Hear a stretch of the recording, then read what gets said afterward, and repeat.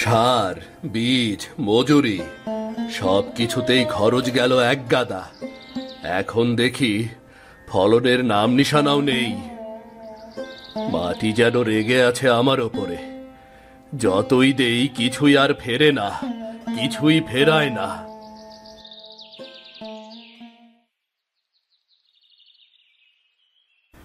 কি খবর রমেশ? কাজ কেমন এগোচ্ছে?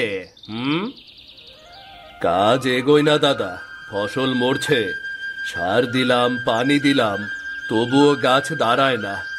যেন কারো বদনজর পড়েছে এই মাঠে। এই জমিতে আর ফসল হয় না রে ভাই। গত বছরও তো এমনই হয়েছিল। আমার ধানও পুড়ে গিয়েছিল রোদে। তা জানি, কিন্তু এবার ভেবেছিলাম কিছুটা ভালো হবে। সংসারের সব খরচ সব এই জমির ওপরেই নির্ভর। এখন কিভাবে চলবে? সবারই একই অবস্থা। কালই শুনলাম জমিদার নাকি এবার বাড়তি ভাগ চাইছে। বাড়তি ভাগ? আমরা তো অর্ধেক দিয়ে দেই, আর কত নেবে? মাটি তো নিজের না। শ্রমটাও যদি মরার মতো যায়, তবে মানুষ বাঁচবে কিভাবে? ওরে রমেশ, মুখ সামলাস। জমিদারের লোক শুনলে ঝামেলা হবে, বুঝলি? ঝামেলা হবে। ঝামেলা তো আগেই আছে দাদা। আমরা দিন রাত হাড় ভাঙি, তবুও সংসারে ভাত ওঠে না। এই মাটির ঘানটা এখন দুঃখের মতো লাগে। কি আর করার বল? রোদে দাঁড়িয়ে মাথা গরম হয়ে গেল। এখন বাড়িতে চলে যা। যা যা যা, বাড়িতে চলে যা। বাড়ি যাব, কিন্তু পেটের আগুনটা কে নেভাবে ভাই? সব ঠিক হয়ে যাবে রমেশ, মন খারাপ করিস না। ঠিক হবে, নিশ্চয় ঠিক হবে, কিন্তু কবে হবে?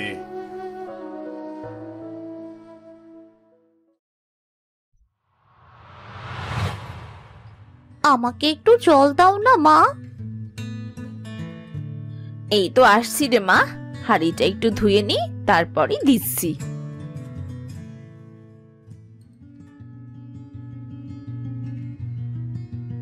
এই নে, এখন মন দিয়ে আঁকবি, ঠিক আছে? হ্যাঁ মা, আমি নদী আঁকছি, বাবার মতো মাঠও আঁকবো। আঁক মা, একদিন তুই অনেক বড় হবি, এই গ্রামের ওপর বই লিখবি। মিথিলা, ও মিথিলা, কোথায় রে তুই? আরে কমল আছে, তা কি হয়েছে? মুখটা অমন ভার হয়ে আছে কেন? আমাদের বাড়িতে গন্ডগোল রে। হাড়িটা চুল হয়েছিল, গ্যাস লিক হয়ে আগুন ধরে গেছে। সবাই ভয় পেয়েছে।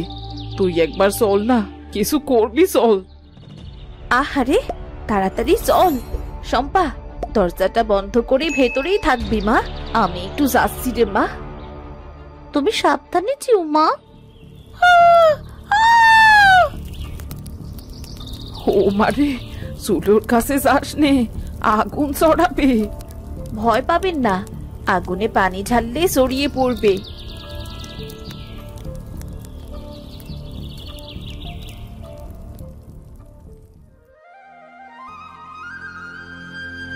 ওরে মিথিলা, তুই না থাকলে আজ আমাদের পুরো ঘরটাই পুড়ে যেত রে। ধীরে চিন্তা করলে সব পথই মেলে রে কমলা। ভয় পেলে বুদ্ধি কাজ করে না। তুই মেয়ে হয়ে এমন বুদ্ধি কেমন করে রাখলি রে? সৃষ্টিকর্তা তোকে ভালো রাখুক মা। সবাই যদি একটু বুঝে কাজ করে, আগুনও বন্ধুর মতন শান্ত হয়। এমন বুদ্ধিমতী বউ পেয়ে রমেশ ভাই সত্যি ভাগ্যবান। আগে তুই জানলাটা খুলে দে, ধোঁয়াটা বেরিয়ে যাক।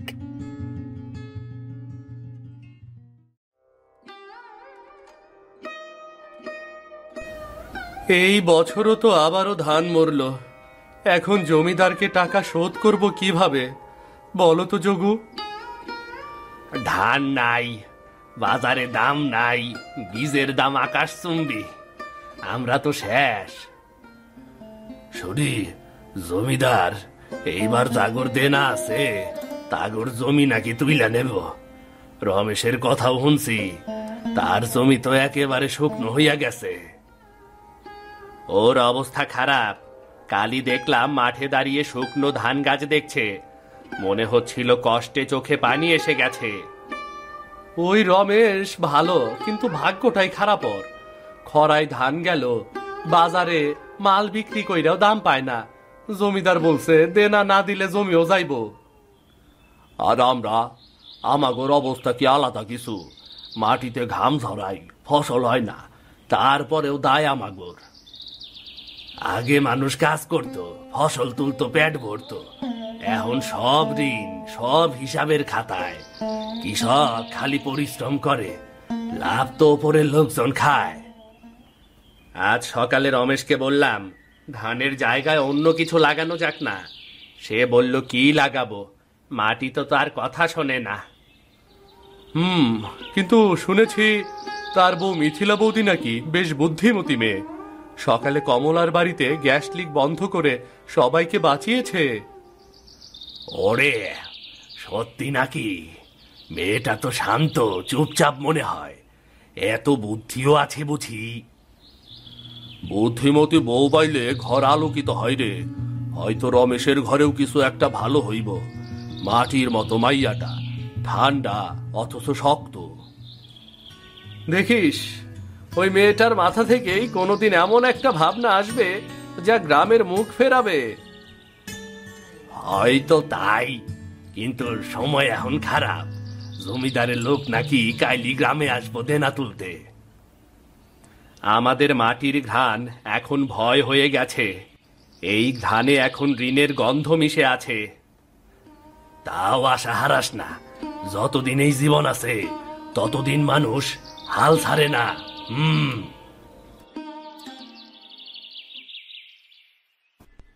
আজ কি রান্না করব? ঘরে একটা শাক পাতাও নেই, আর চালও তো শেষ হয়ে এসেছে। শম্পার বাবা দিনভর মাঠে খেটে ফিরে, তাকে যদি একবেলা ঠিক মতো খাওয়াতে না পারি তাহলে তো মনটাই খারাপ হয়ে যায়।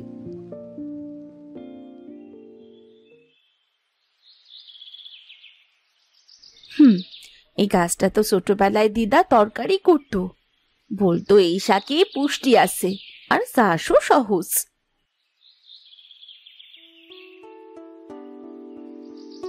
গন্ধটা মন্দ নয়, যদি এই শাকটা কিছু করা যায়।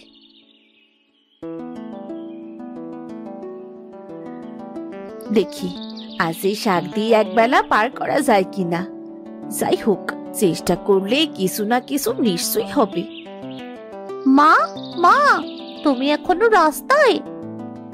আসছি রে মা, এই দেখ একটু জিনিস পেলাম রান্নার জন্যে। এই শাক, এ আবার কেমন শাক মা? খাওয়া যায় নাকি? খাওয়া যায়, শুধু ভালোভাবে রান্না করতে জানতে হয়। আজ তুই দেখ তোর মায়ের হাতে কেমন হবে নতুন পদ। মা, তুমি না দিদার মতোই বুদ্ধিমতী। বুদ্ধি না রে মা, এটা তো শুধু চেষ্টা।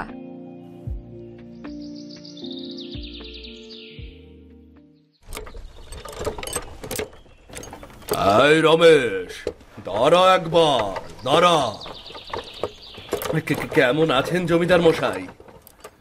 আমার খোঁজ তুই নিস রমেশ, খোঁজ নে তোর ফসলের। শুনেছি তোর জমিতে এই বছর ফলন ঠিক মতো হয়নি। না মশাই, এ বছর খরা পড়ল, পানি পেল না ধান গাছ। চেষ্টা করেছিলাম, কিন্তু চেষ্টা চেষ্টা চেষ্টা, সবাই চেষ্টা করে, ফল দেয় কজন? শোন রমেশ, এ বছর যদি ফলন না হয়, দেনা শোধ করতে না পারিস, তোর জমি কিন্তু আমার হাতে চলে যাবে। আমি কিন্তু আর ছাড় দেব না। চেষ্টা করব মশাই, যত দূর পারি চাষ করব। দেখি তোর সে চেষ্টা কত দূর যায়। শুনে রাখ, আমি নতুন মানুষ খুঁজছি জমি চাষের জন্য। তুই যদি না পারিস অন্যকে দেব। মশাই, আমি গরিব মানুষ, এই জমি আমার বাপ দাদার সম্পদ। আমি মরব, তবুও জমি ছাড়ব না আমি। বড় বড় কথা বলিস না রমেশ, কাজ করে দেখাস, তাহলে বিশ্বাস হবে। এই মাটি, তুই আমার ভরসা। আমি তোকে ছাড়বো না। ফসল হবেই হবে, যেমন করেই হোক। এবার কিছু একটা আমাকে করতেই হবে, করতেই হবে আমাকে কিছু একটা।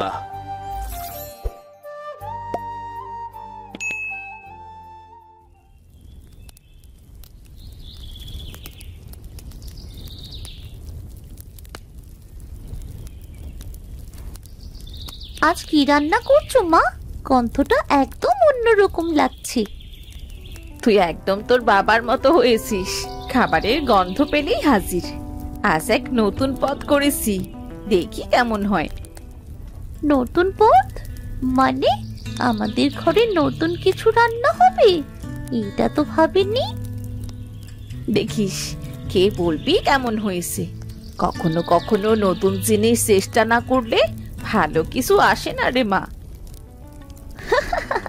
তুমি না মা একদম দিদার মতো বটো।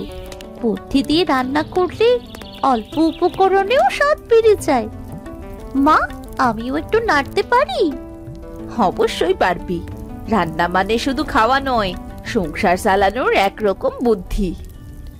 বাহ, তোমার কথাগুলো যেন গল্পের মতো লাগে মা। গল্প নয় রে মা, জীবনই গল্প। গরিব হলেও মাথায় বুদ্ধি থাকলে ক্ষুধার সাথে লড়াই করা যায়।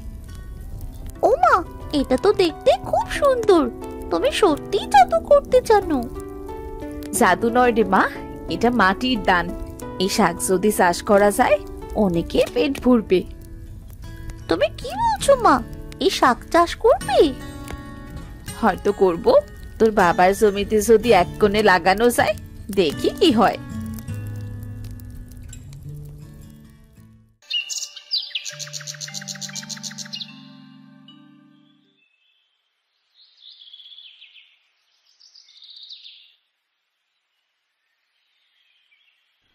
ফিরে এলি? আজ এত দেরি হলো? জমিদার মশাই কথা বলল, এবার ফলন না হলে আমাদের জমি অন্য কাউকে দিয়ে দেবে। কি বলো এটা? সাই বলুক না কেন, ভয় পেলে চলবে না। মনে রেখো, কোনো না কোনো পথ অবশ্যই হবে। কিন্তু জমিদার মশাই খুব কঠোর। আমরা যদি আরো ভালো ফলন না দিতে পারি, তার দৃষ্টিতে সব শেষ, বুঝলে? সব শেষ। তুমি এত ভেবো না তো, শুধু হাতে পরিশ্রম করলেই সব হয় না, নতুন কিছু ভাবতে হবে। মিথিলা, তুমি কি নতুন কিছু ভাবছো? হ্যাঁ, কিছু ভাবছি। এবার শুধু ধান নয়, ছোট কিন্তু লাভজনক কিছুই লাগাবো। তোমার কথা শুনে মনে একটু শান্তি আসে। আমি সত্যিই জানি না কি করব, কিন্তু তোমার বুদ্ধি থাকলে হয়তো আমরা পথ খুঁজে পাবো। তাহলে শুরু করি। প্রথমে মনে রেখো, ভয় পেও না। পরিশ্রম আর বুদ্ধি থাকলে কোনো কাজই অসম্ভব নয়। ঠিক বলছো, তোমার সঙ্গে থাকলে সব সম্ভব।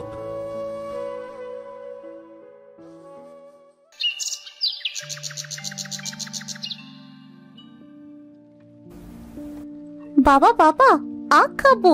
আমার জন্য আখ নিয়ে আসবে? ঠিক আছে মা, নিয়ে আসবো।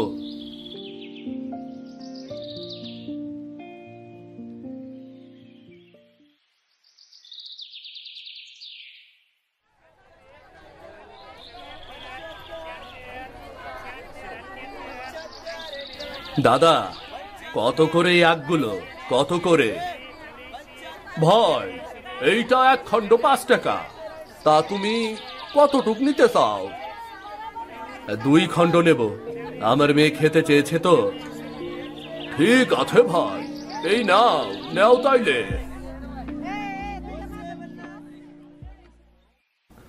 মেয়ে চেয়েছে তাই কিনেছি। আজ রাতে সে খাবে।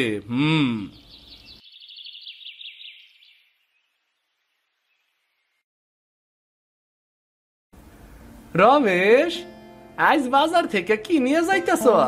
শুনলাম জমিদার মশাই ফসল ভালো না হইলে জমি নিয়ে নিব। মেয়ের জন্য আখ নিলাম। আর হ্যাঁ ভাই, ঠিকই শুনেছ। কি যে করব ভেবেই পাচ্ছি না। বুদ্ধিমতী বউ থাকলে মাটি ফসলের সমস্যা একদিন সমাধান হইবই হইব। হয়তো বা।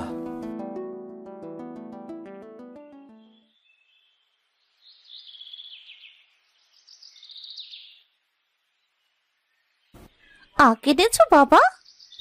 হ্যাঁ রে মা, এনেছি। এই যে দেখ, নে এবার খা খা। কাল সকালে একটু বেশি করে আখ নিয়ে এসো তো। ঠিক আছে, কিন্তু এখন তো আনলাম, আবার সকালে বেশি করে কেন? আগে আনবে, তারপর দেখো। এবার খেতে বসো।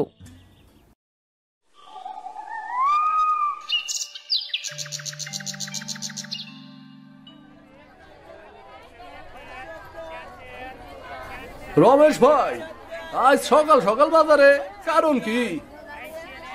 আসলাম কিছু আখ কিনতে ভাই। আখ? তোমারে তো কালই দেখলাম আখ নিয়ে যাইতে। কাল মেয়ের জন্য নিয়েছিলাম, আজ মিথিলা বলল বেশি করে নিতে, তাই নিতে এলাম আর কি। আরে রমেশ ভাই যে, এত আখ খান কেন আইস? শুধু মাইয়া খাবো এত, নাকি অন্য কিছু? আজ তাই। তবে আমার বউয়ের মাথায় আজকাল নতুন নতুন কি যে বুদ্ধি আসে, বলল আজ বেশি করে আখ নিয়ে যেতে। ও, তোমার বউয়ের মাথায় আবার কি বুদ্ধি আসলো কেডাই জানে? কি করবে সেই ভালো জানে, আমাকে বলল তাই নিতে আসলাম আর কি। ঠিক আছে ভাই, এমন বুদ্ধিমতী বউ পাইলে তো কৃষকের জীবনটা বদলাইয়া যায়। তাই। এবার দাও, আগ দাও দেখিনি, বাড়ি ফিরে আবার মাঠে যেতে হবে। এই নাও ভাই, আখ নাও আখ।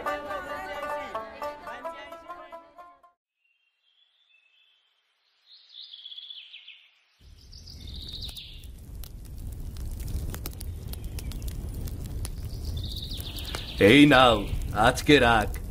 বাজারে সবাই জিজ্ঞাসা করে এত আখ দিয়ে কি হবে। দেখোই না কি হয়, আজ দেখাবো এই আখ দিয়ে কি করা যায়। ঠিক আছে, তোমার বুদ্ধি মিথিলা।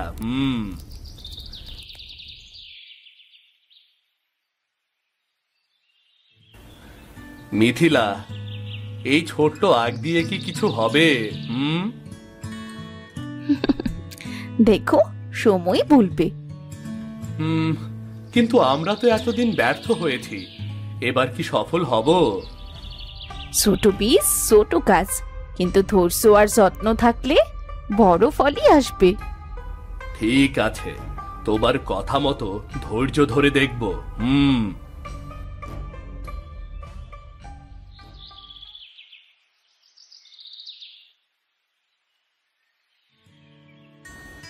আজ শুধু বীজ লাগালাম, কিন্তু এই বীজের ভবিষ্যৎ আশার চারা।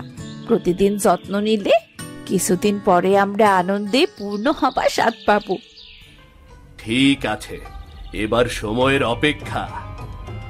হ্যাঁ, ধৈর্য ধরো, সময় আমাদের সঠিক ফল দেখাবে।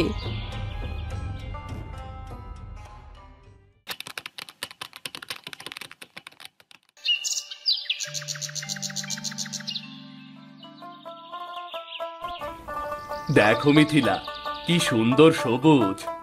এতদিন পর মনে হচ্ছে মাটি সত্যিই কথা বলছে। হ্যাঁ গো, আমরা যত্ন দিয়েছি, সে ফল দিয়েছে। মা বাবা দেখো, আখগুলো কত সুন্দর হয়েছে। দেখছিস, তোর মায়ের বুদ্ধি ছাড়া হয়তো আমরা এভাবে ফলন পেতাম না। সঠিক যত্ন আর আমাদের পরিশ্রম আর ভালোবাসা একসাথে।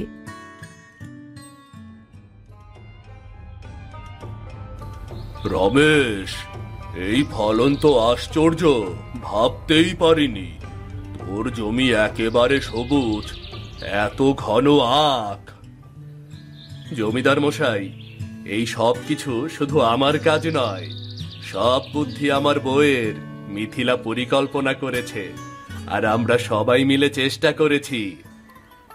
হ্যাঁ, ছোট্ট বীজ, ধৈর্য আর যত্নই বড় ফলনের চাবিকাঠি।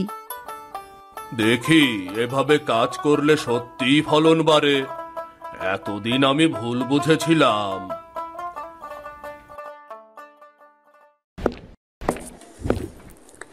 কি ভাবছেন এই কার্টুনগুলো কিভাবে বানাই? কোনো চিন্তা নেই, আমাদের অফিস এফএস ক্রিয়েশনে হাতে কলমে শেখানো হচ্ছে 2D অ্যানিমেশন। অনলাইন কোর্সে আজই জয়েন করুন।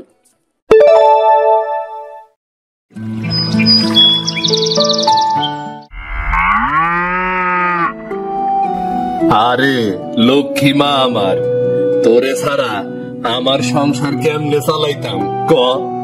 তুই যে শুধু গরুই না রে, তুই যে আমার অন্নদাতা রে, অন্নদাতা।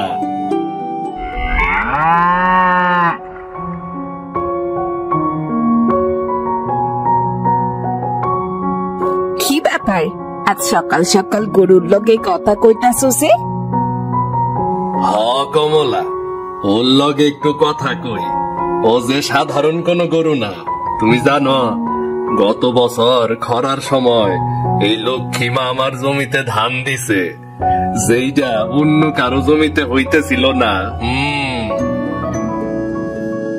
জানি তো, গ্রামে কতজন তো গোপনে আসে, গরুরে একবার দেখা যাইতে চায়।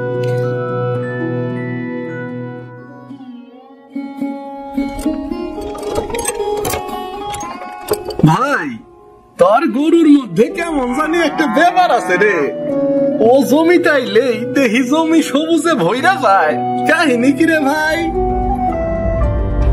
কি সব যে কষ্টই, এই সব কথা কারো সামনে কইস না কইলাম।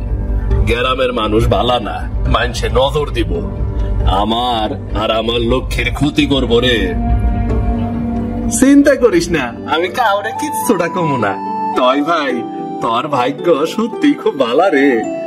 আর আমার তো পুরা কপাল, সারা জীবন খাডুনি আর খাডুনি, আর তুই এই গরু লইয়া সুখে থাকবি রে। ভাগ্য রে ঠিক মতো কাজে লাগাইতে জানলে তবেই ফল দেয় রে, তবেই ফল দেয়।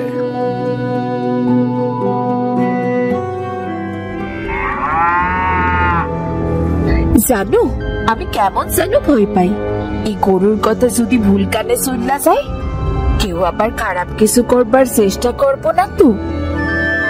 ভয় পাইও না কমলা, লক্ষ্মী মা শুধু আমারে না, এই বাড়ির মান রেও রক্ষা করব। ওর যে জাদু শক্তি আছে এইটা কেউই জানে না।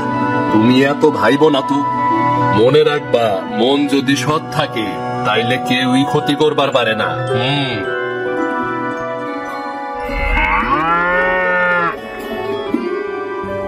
আরে গোপাল, এই বিকালের শেষে হাল ধরতেছ, একটু পরেই তো সন্ধ্যা হইয়া যাইব রে।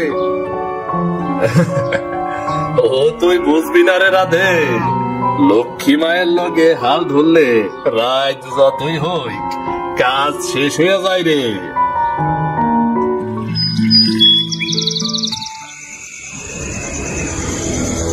কাহিনী কি?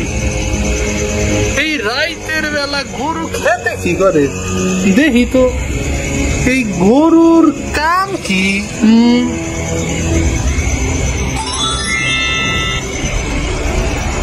হায় রে গোপাল, তুই তো কোনোদিনও কস নাই তোর গরুতে জাদু আছে। তয় আমি এখন নিজের চোখে দেখা ফেলাইলাম, এই গরু তো কোনো সাধারণ গরু না, এইটা যে জাদু গরু।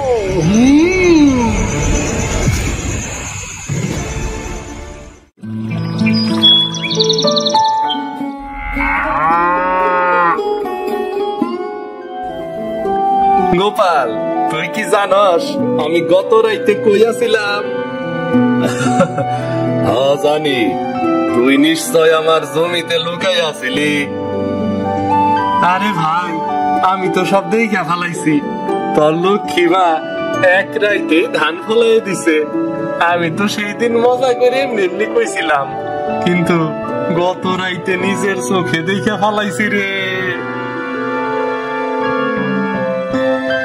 কাউরে কমুনা বৌদি, আমি কথা দিতেছি, এই গোপন কথা শুধু আমার আর তোমাকে মধ্যেই থাকবো গো। কিন্তু ভাই, তুমি ভাগ্যবান, এই গরু তোমার সংসার তো বাঁচাবই, গ্রামের উপকার করব। সব সময় গোপন শক্তি সবার উপকারে লাগে না রে রাধে। মানুষের মনে যদি লোভে বইরা যায়, জাদু বরং বিপদ দেয় কানে রে, বিপদ দেয় কানে, বুঝলি? শক্তি যত বড়ই হোক, তার সত্যিকারের দাম তখনই আছে যখন সেইটা সৎ হাতে থাকে। আরে রাধে, তোরে কেমন জানি খুশি খুশি লাগতাছে, কাহিনী কি রে? খবর তেমন কিছু না দাদা, সকাল থেকে একটা কথাই মনে মনে ভাবতাছি, তাই গোপালের কপাল যে কেমন কইরা খুইলা গেছে তা তো তুমি আর জানো না। কেন রে, কি হইল? গোপাল আবার কি কইরা ফালাইছে? আরে মানে ওই যে গরু লক্ষ্মী আছে না, কেমন জানি আলাদা। আমি নিজের চোখে না থাক থাক কম যাইব না। কথা যখন শুরু করছ এখন শেষ কইরা ফালা। গরুতে বিশেষ কি এমন আছে? সোনার বাছুর দেয় নাকি?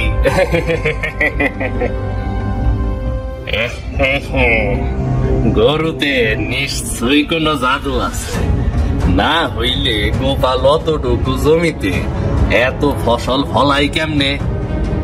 এই গরু যদি আমার হাতে আসে তাইলে আমি তো সারা বাজারের ধান একাই বেচবো।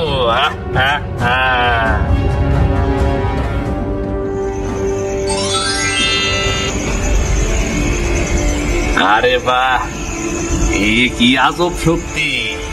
গরুর পায়ের নিচে মাড়ি পড়তেই এইটা সবুজ হইয়া যাইতাছে। এইটা তো দেখতাছি পুরাই সোনার খনি, মাথাই নষ্ট। গোপাল আমারে সহজে ওই গরু দেব না, টাকা দিলে কাজ হইব না।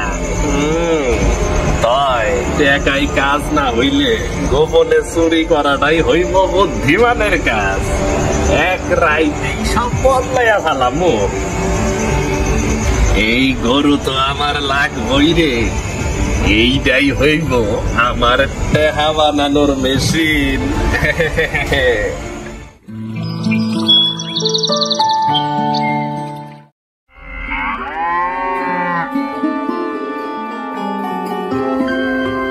আরে গোপাল ভাই, কি সুন্দর গরু রে, দূর থেকে দেখাই মন ভইরা যায়। আনন্দদা, এটাই তো আঙ্গ সংসারের প্রাণ। তো আপনি কেমন আছেন? ভালোই আছি রে। আসলে তরে একটা কথা কইতে আইছি। আসলে তোর এই গরুটা আমার খুব পছন্দ হয়েছে, তাই আমি তোর এই গরুটা কিনবার চাই। কি কর নন্দুদা, ওই কি আর গরু বেচবো নাকি? ওই গরু ছাড়া গোপালের তো আর কিছুই নাই। শোন, আমি তোরে নগদ 1 লাখ টাকা দেব, এখনই দিব। তুই গরু দে, টাকা নে, আর বাকি জীবন আরামে কাটা। এই 1 লাখ টাকা, এই টাকাতে কি করু? লক্ষ্মী মা আমার শুধু গরুই না, ও আমার পরিবারের একজন। আমি ওরে বিক্রি করুম না দাদা, কিচ্ছুতেই না। আরে ভাই, গরু তো আবার কিনবার পারবি, কিন্তু এমন দাম বারবার আইব না রে। একবার ভাইবে দেখ, তুই নতুন জমি কিনবি, পাকা ঘর বানাবি, তোর জীবন বদলাইয়া যাইব রে, বদলাইয়া যাইব।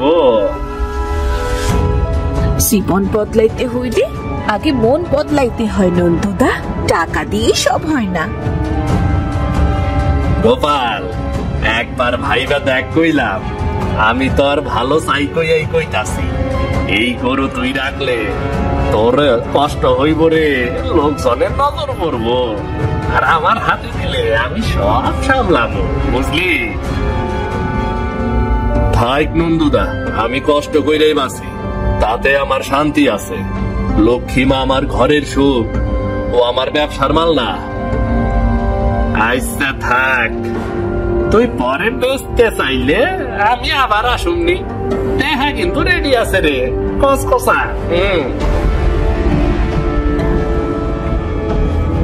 দেখলা তো, মানুষ লোভে কেমন পাগল হইয়া যায়। কিন্তু লোভে পড়লে লক্ষ্মী মা কারো কাজে লাগবো না। যতদিন আমার হাতে আছে ততদিনই সে সৎ কাজে লাগবো, বুঝলা?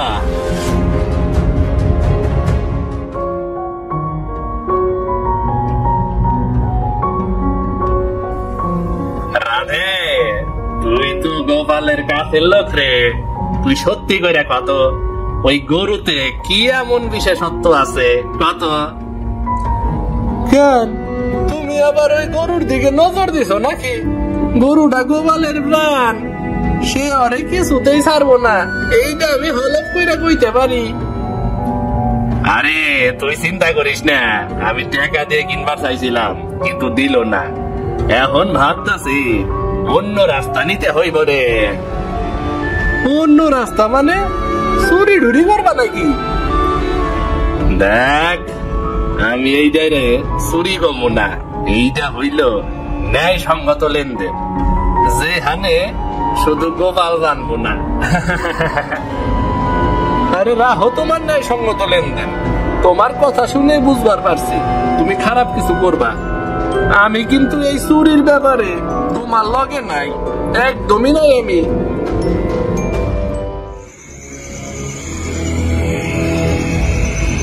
গোপালের বাড়ি পশ্চিম দিকে, পেছনে বাঁশঝাড়, ওইখান দিয়া গেলে কেউই দেখতে পাইব না। গরুরে খুঁড়ি থেকে খুলতে মিনিট 2 লাগবে, তারপর সোজা আমার গোয়াল করে। এই লাল কাপড় গরুর গলায় বাঁধবো, জানি সবাই ভাবে আমি নতুন গরু কিনছি।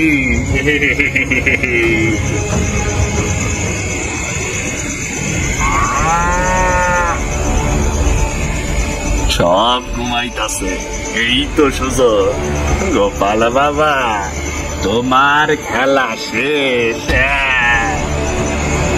আরে লোভ আমারে এত দূর নিয়ে গেছে যে আমি আমার নিজের ছায়ারেও ভয় পাইতাছি। চুপচাপ কাউরে জাগাইলে চলবো না। এইবার তুই আমার লক্ষ্মী মা, কাল থেকে তুই আমার জমি সোনা দিয়া ভইরা দিবি।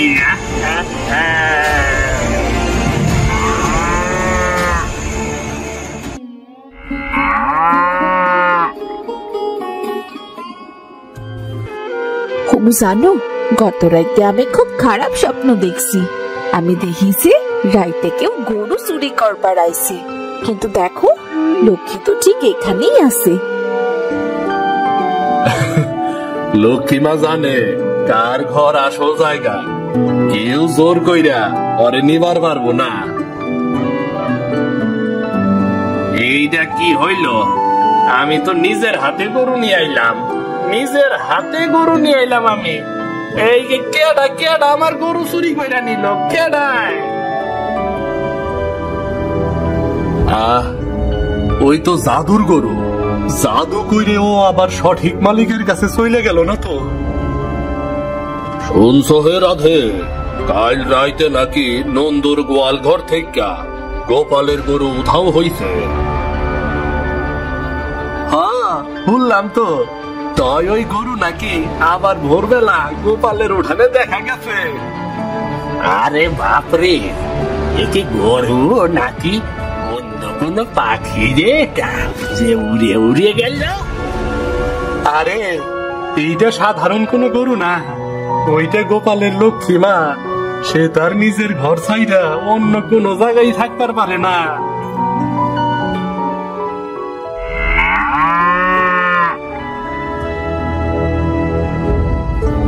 গোপাল, আমরা সব শুনেছি নন্দু তোমার গরু চুরি করে নিজের গোয়ালে রেখেছে, তাই না?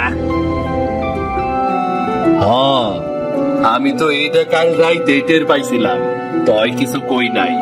আমি জানতাম আমার লক্ষ্মী মা আবার আমার কাছে ফিরে আইব। যাইগা, এসব কথা আর বাড়াইও না।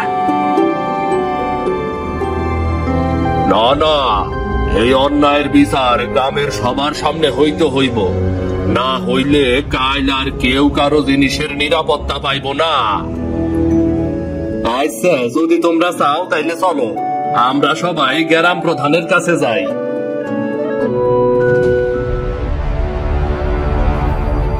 আরে কি হয়েছে, এত ভিড় কেন? নন্দু গোপালের চুরি করছিল, প্রমাণ আছে, কিন্তু গরু অদ্ভুত ভাবে আবার গোপালের কাছে ফিরে গেছে। আমরা চাই এর বিচার হোক। নন্দু, তুই কি কিছু বলবি?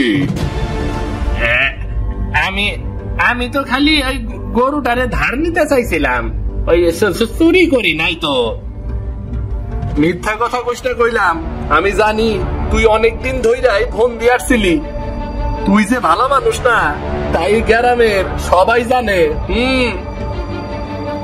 ঠিক আছে, কাল সকালে পঞ্চায়েত বসবো, সবাই আসবে, আর আমি চাই সত্য সবার সামনে আসে। চুরি যদি প্রমাণ হয়, নন্দুর কঠিন শাস্তি হবে।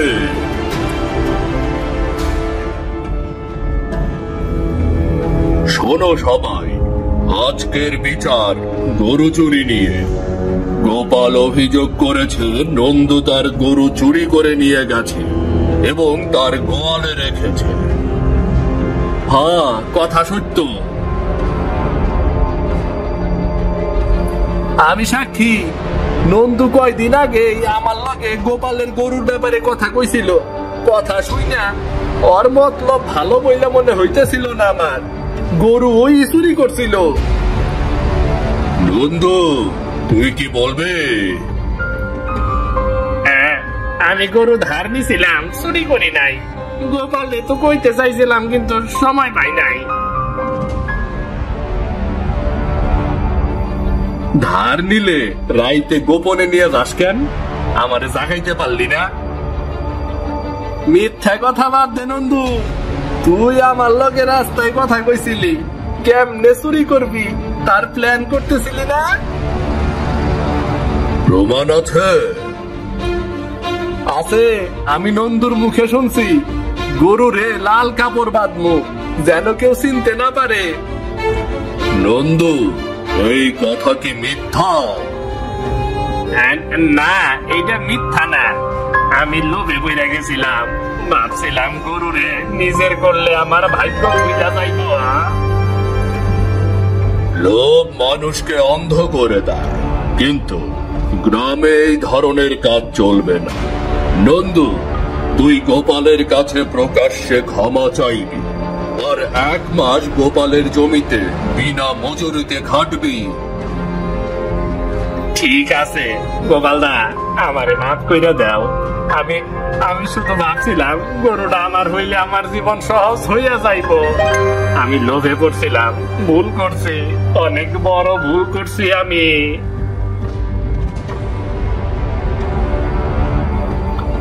আচ্ছা, আমি তোমারে মাফ করলাম। তাই সব সময় মনে রাখবা, লোভে মানুষ শেষ হইয়া যায়। গোপাল, তুমি কি কিছু বলতে চাও? আমি নন্দুর ওপর রাগ করি নাই, কিন্তু লোভ ও অসৎ পথের ফল আমাকে সবাইরে দেখাইছে। সততা বজায় রাখাই সবচেয়ে বড় ধন। ঠিক বলেছ গোপাল, লোভ মানুষকে অন্ধ করে দেয়। আজ থেকে আমরা সবাই মনে রাখব, সততা ও পরিশ্রম ছাড়া কোনো জাদু আমাদের জীবনে স্থায়ী সুখ এনে দিতে পারে না। হ্যাঁ, সুমন্ত দা ঠিক কইছে, ঠিক কইছে। হ্যাঁ, আমি সেই শিক্ষা নিব। আমি আর কখনোই অসৎ পথ বাইসা নিব না। আর এখন আমরা সবাই গোপালের সততা উদযাপন করি। গোপাল, তুমি শুধু নিজের জন্য নয়, গ্রামের জন্য সততার এক নিদর্শন হয়ে গেছো।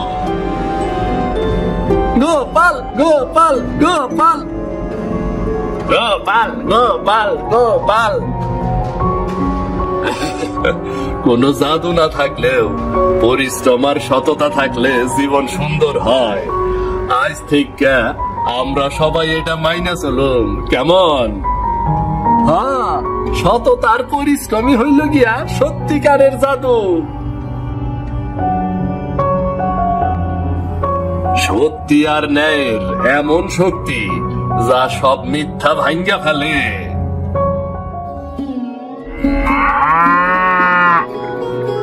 দেখো, লক্ষ্মীরে পাইয়া আমাগো জীবনে কত শান্তি আইছে।